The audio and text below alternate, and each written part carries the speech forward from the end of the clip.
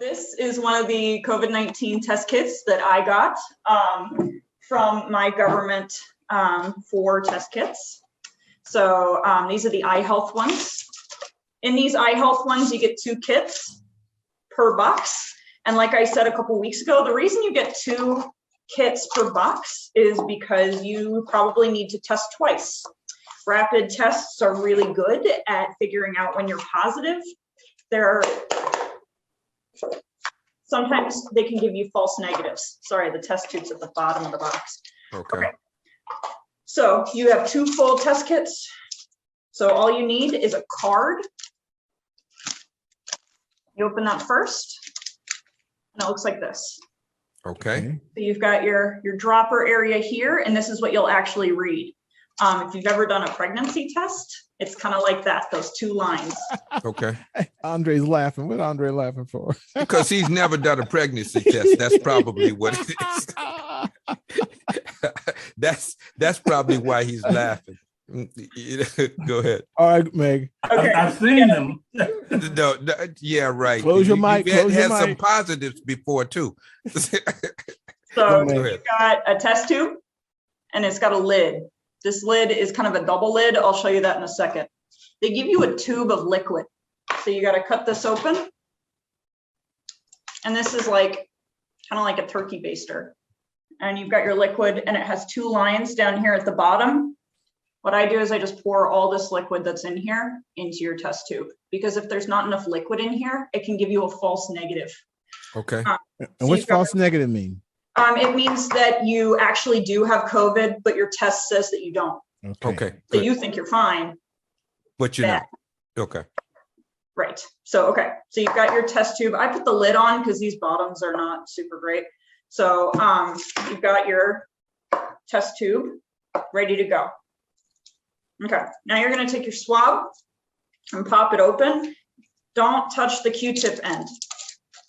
You can mess up your test that way. Hold it from the bottom. Right. And then you stick it in your nose.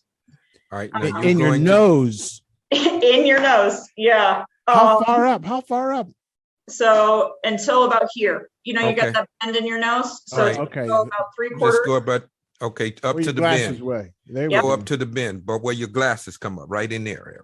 Okay. Yeah, you don't have to go up in your head. You know, some people's a straight shot.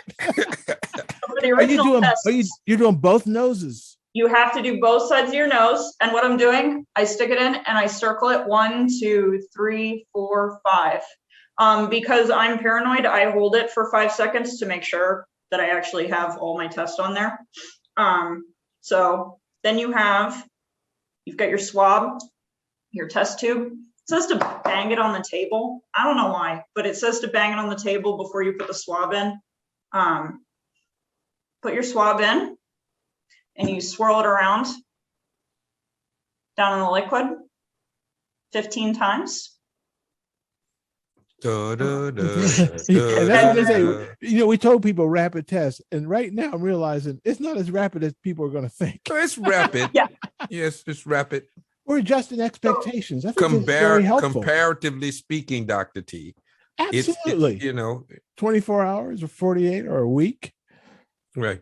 Now what you got to do is you got to pinch the bottom of the tube. These are flexible. Okay. Pinch the bottom of the tube like a sponge. You got to wring all that liquid out of there because you're trying to get all what was in your nose in that test tube, because that's how you're going to get a good test. You can throw away the swab. You're going to put the cap back on. And now it's got a weird little clear cap that you have to remove because this turns it into a dropper. Okay. Now you've got your card. What you're going to do is you're going to put the liquid in this well. So put it back flat on the smaller one. In the smaller one. Okay. The little one, because you're going to watch it. Unfortunately, I can't show you on camera, but it's going to bleed over. Like, it's like, think about a piece of paper absorbing water. It like spreads all the way down the paper. That's what it's doing. It's chemically. Okay. You put those drops in. You squeeze it all in? Ooh, 3 drops. Okay. 3 drops. In here. And now you wait. So I'm going to set a timer. And then you look at it when it's been 15 minutes. Okay. and you have to look at it before 30 minutes. If you look at it after it's been 30 minutes, the test might be wrong. The ink might have bled. So Okay. that's why it's important. So what we're going to put 15 minutes on, and tell us when we're going to bring you back in 15 minutes, and we're going to see what Right. happens. Right. All right. So I am at 20 minutes and I am negative.